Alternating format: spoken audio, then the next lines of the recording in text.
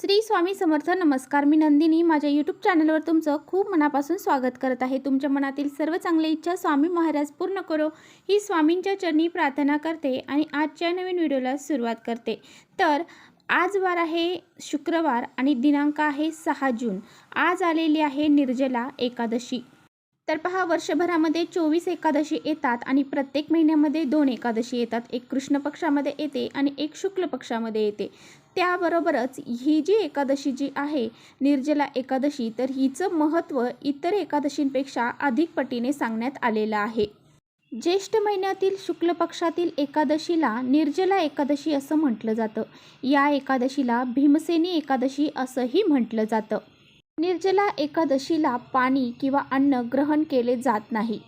या दिवशी विष्णूंची विधिवत पूजा केली जाते. त्याचबरोबर माता लक्ष्मीची देखील पूजाही केली जाते. या दिवशी पूर्ण दिवसभर निर्जला व्रत करायचं आहे आणि दुसऱ्या दिवशी हे व्रत सोडायचं आहे. तर पहा, या एकादशीच्या दिवशी एकादशीचं व्रत तर आपल्याला करायचंच आहे, परंतु ज्याला व्रत करणं शक्य नसेल त्यांनी काही प्रभावी उपाय हे करायचे आहेत. तर आजच्या व्हिडिओमध्ये मी तुम्हाला अतिशय प्रभावशाली उपाय सांगणार आहे. आज संध्याकाळी आपल्याला कापूरसोबत ही एक वस्तू जाळायची आहे.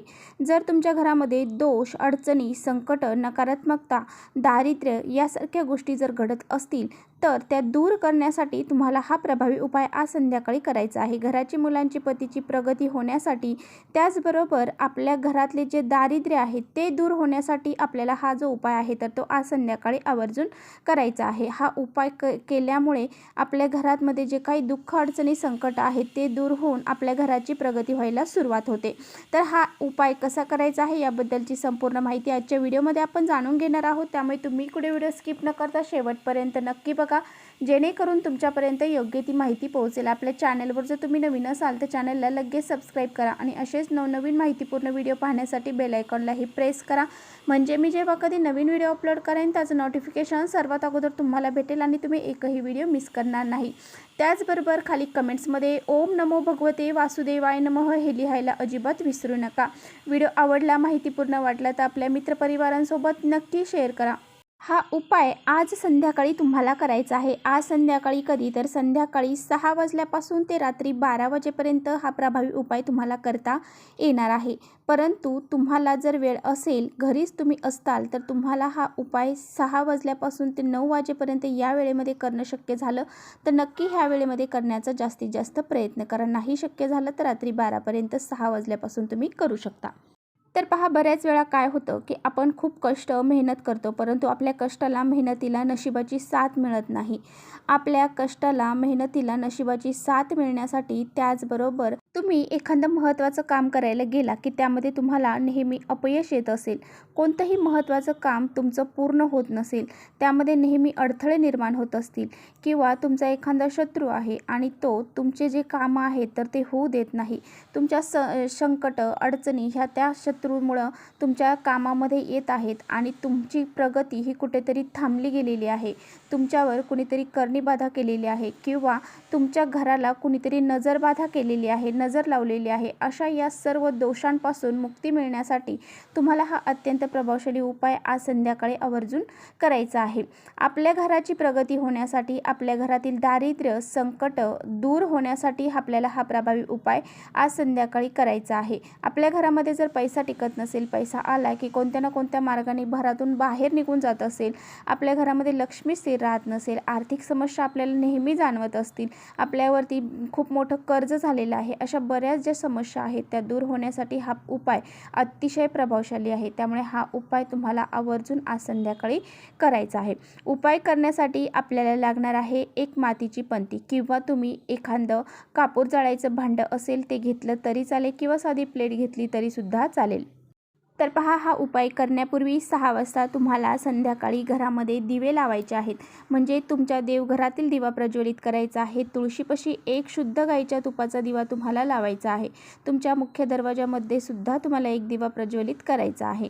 घरामध्ये धूप, दीप, अगरबत्ती, सुगंधी वातावरण करून नंतरच हा प्रभावी उपाय तुम्हाला करायचा आहे. आता तुम्ही मातीची पणती किंवा कापूर जळायचं भांडं घ्यायचं आहे. त्यामध्ये तुम्हाला थोडेसे तांदूळ टाकायचे आहेत. सर्वप्रथम तुम्हाला तांदूळ टाकायचे आहेत. त्यानंतर 2 भीमसेनी कापराच्या वड्या शुद्ध गाईच्या तुपामध्ये भिजवून तुम्हाला घ्यायच्या आहेत आणि त्यावरती ठेवायच्या आहेत. जर तुमच्याकडे शुद्ध गाईचं तूप नसेल तर तुम्ही तशाच ठेवल्या तरी चालेल किंवा भीमसेनी कापूर नसेल तर दुसरा जो असेल तो ठेवला तरी चालेल. त्यानंतर तुम्हाला 2 अखंड लवंगा घ्यायच्या आहेत. त्या लवंगा कुठे तुटल्या फुटलेल्या घ्यायच्या नाही, चांगल्याच तुम्हाला घ्यायच्या आहेत. त्यानंतर तुम्हाला एक तेजपत्ता घ्यायचा आहे, ज्याला तमालपत्र देखील म्हटलं जातं. तर तो तेजपत्ता तुम्हाला घ्यायचा आहे. तेजपत्ता हा लक्ष्मीला घरामध्ये आकर्षित करतो. आणि हा कापूर तुम्हाला तुमच्या देवघरामध्ये प्रज्वलित करायचा आहे. कापूर प्रज्वलित केल्यानंतर तुम्हाला अष्टलक्ष्मींचं स्मरण करायचं आहे. म्हणजे 8 महालक्ष्मी ज्या आहेत तर त्यांचं स्मरण करायचं आहे. त्यामध्ये धनलक्ष्मी असेल, संतानलक्ष्मी असेल, वैभवलक्ष्मी असेल, त्याचबरोबर आदिलक्ष्मी असेल, वरलक्ष्मी असेल, ऐश्वर्यलक्ष्मी असेल. तर ह्या 8 ज्या लक्ष्मी आहेत तर त्यांचं स्मरण तुम्हाला करायचं आहे. आणि त्याचबरोबर तुम्हाला अष्टलक्ष्मी स्तोत्राचं पठण देखील करायचं आहे. अष्टलक्ष्मी स्तोत्राचं पठण जर तुम्हाला करणं शक्य नसेल तर तुम्ही श्रवण केलं तरी चालेल. यूट्यूबला लावून देऊन श्रवण केलं तरी चालेल. ज्यावेळेस आपण घरामध्ये असा कापरासोबत अशा अष्टलक्ष्मीचं स्मरण करतो, स्तोत्रपठण करतो, त्यावेळेस आपल्या घरामध्ये जे काही दोष अडचणी आहेत त्या दूर होऊन जातात आणि आपल्या घरामध्ये माता लक्ष्मी ही स्थिर स्वरूपात राहते. घरामध्ये लक्ष्मी यायला सुरुवात होते. आता तुम्हाला हे भांडं काही वेळासाठी देवघरापाशी ठेवायचं आहे. नंतर ते उचलायचं आहे. संपूर्ण घरामध्ये तुम्हाला ते फिरवायचं आहे. प्रत्येक रूममध्ये फिरवायचं आहे. तुमच्या हॉलमध्ये, किचनमध्ये, बेडमध्ये सगळीकडे तुम्हाला फिरवायचं आहे. फक्त टॉयलेट आणि बाथरूममध्ये फिरवायचं नाही.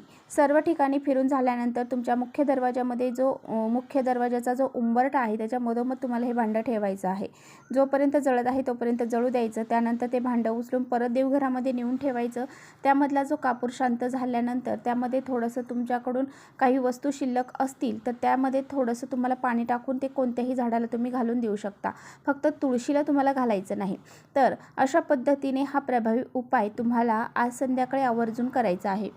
त्याचबरोबर तुम्हाला आज निर्जला एकादशी आहे आणि आज तुम्हाला पिंपळाच्या झाडाखाली शुद्ध गाईच्या तुपाचा दिवा हा लावायचा आहे आणि पिंपळाच्या झाडाला 7 प्रदक्षिणा तुम्हाला घालायच्या आहे. प्रदक्षिणा घालत असताना ओम नमो भगवते वासुदेवाय नमः या मंत्राचा जप देखील तुम्हाला करायचा आहे.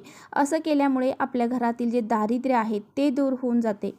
त्याचबरोबर तुम्हाला जर पैशांच्या अडचणी येत असतील, नेहमी तुम्हाला आर्थिक समस्यांना सामोरे जावे लागत असेल तर तुम्हाला काय करायचं आहे तर एक जो पानं असतं पहा, आपण जे नागिनीचं पान असतं त्याचा एक पत्ता घ्यायचा आहे आणि त्या पत्त्यावरती तुम्हाला ओम विष्णवे नमः हे लिहायचं आहे. तुम्ही कुंकवाच्या साह्याने लिहा किंवा पेनाच्या साह्याने लिहा. तर ते लिहायचं आहे आणि ते भगवान विष्णूंच्या चरणापाशी तुम्हाला अर्पण करायचं आहे. त्यानंतर दुसऱ्या दिवशी तुम्हाला तो पानाचा पत्ता जो आहे तर तो तुम्हाला पिवळ्या रंगाच्या कपड्यामध्ये लपेटायचा आहे आणि तुमच्या तिजोरीमध्ये ठेवायचा आहे. असं केल्याने तुमच्या घरामध्ये नेहमी बरकत राहते. आर्थिक समस्या तुम्हाला कधीही जाणवत नाही आणि तुमच्या घरामध्ये लक्ष्मी माता ही प्रवेश करते. अशा पद्धतीने हे काही छोटे छोटे उपायसुद्धा तुम्हाला करायचे आहेत. जर तुम्हाला ह्या समस्या असतील तर तुम्ही हे उपाय नक्की करा. तर चला इथेच थांबवते माझा व्हिडिओ थोडा जरी आवडला असेल तर नक्की लाईक करा. चॅनलवर नवीन असाल तर चॅनलला सबस्क्राईब करा. परत भेटूया अशा छानशा व्हिडिओसोबत. तोपर्यंत श्री स्वामी समर्थ.